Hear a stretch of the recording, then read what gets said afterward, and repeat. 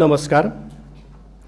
प्रतिनिधि सभाका माननीय ज्येष्ठ सदस्यज्यू एवं मान्य सदस्यज्यूहरू, सङ्घीय संसद प्रतिनिधि सभाका नवनिर्वाचित सदस्यको शपथ कार्यक्रममा उपस्थित सबै मान्य सदस्यहरूलाई म सङ्घीय संसदको महासचिव पदम प्रसाद पाण्डे व्यक्तिगत एवं संस्थागत रूपमा हार्दिक स्वागत तथा अभिवादन गर्दछु। प्रतिनिधि सभाका लागि सम्वत 2082 साल फागुन 21 गते सम्पन्न भएको निर्वाचनको अन्तिम परिणाम सहितको प्रतिवेदन 2082 साल चैत 5 गते निर्वाचन आयोगले सम्माननीय राष्ट्रपति समक्ष बुझाएको बेहोरा यहाँहरू समक्ष स्मरण गराउन चाहन्छु।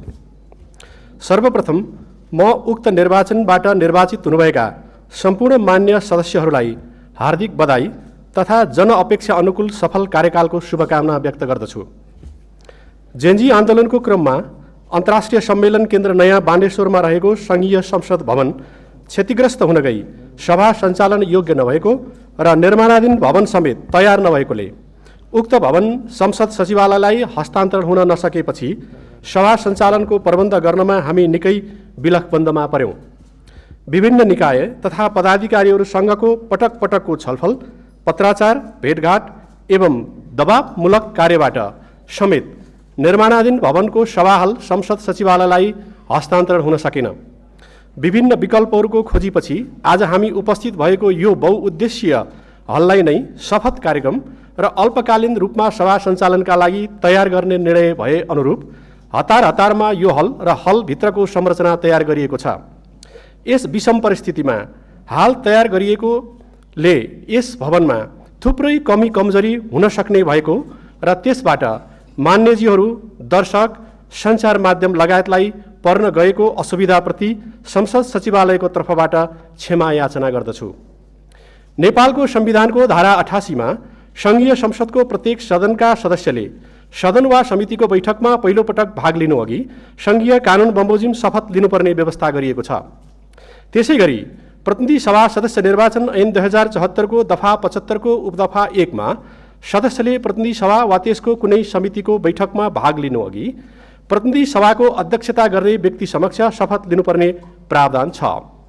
नेपालको संविधानको धारा 91 को उपधारा 5 मा व्यवस्था भएअनुसार सभामुख र उपसभामुखको निर्वाचन नभएको अवस्थामा प्रतिनिधि सभाको बैठकको अध्यक्षता गर्नुहुने सभाको ज्येष्ठ सदस्य माननीय अर्जुन नरसिंह केसीले सम्माननीय राष्ट्रपति समक्ष मिति 2082 चैत 11 गते शपथ लिइसक्नु भएको बेहोरा यहाँहरूको जानकारीका लागि अनुरोध गर्दछु र आज अन्य सदस्यहरूले नेपालको संविधानको धारा 88 तथा प्रतिनिधि सभा सदस्य निर्वाचन ऐन 2074 को दफा 75 को उपदफा 1 को प्रावधान बमोजिम ज्येष्ठ सदस्य समक्ष शपथ लिने कार्यक्रममा यहाँहरू उपस्थित हुनुभएको बेहोरा जानकारीका लागि अनुरोध गर्दछु। शपथका क्रममा माननीय ज्येष्ठ सदस्यले म भनेपछि मसँगै आफ्नो नामथर भन्नुहुन र अरू शब्दहरू भनेपछि मान्य सदस्यहरूले पनि सोही अनुरूप वाचन गर्नुहुन अनुरोध गर्दछु। अब म प्रतिनिधि सभाका मान्य सदस्यहरूलाई शपथ गराइदिनुहुन मान्य ज्येष्ठ सदस्यज्यूलाई र शपथ लिनुहुन सबै सदस्यज्यूहरू समक्ष अनुरोध गर्दछु।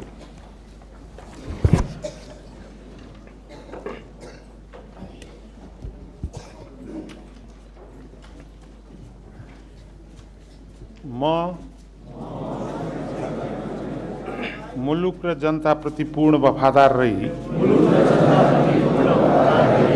सत्यनिष्ठापूर्वक प्रतिज्ञा गर्छु।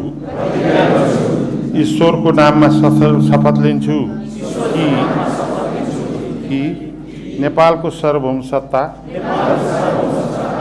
राजकीय सत्ता नेपाली जनतामा रहेको नेपालको संविधानप्रति पूर्ण वफादार रहँदै प्रतिनिधि सभाको सदस्य पदको कामकाज प्रचलित कानुनको अधीनमा रही मुलुक र जनताको सोझो चिताई कसैको डर नमानी पक्षपात नगरी पूर्वाग्रह वा खराब भावना नलिई पदीय गोपनीयता कायम राखी इमान्दारिता साथ काम गर्नेछु। धन्यवाद।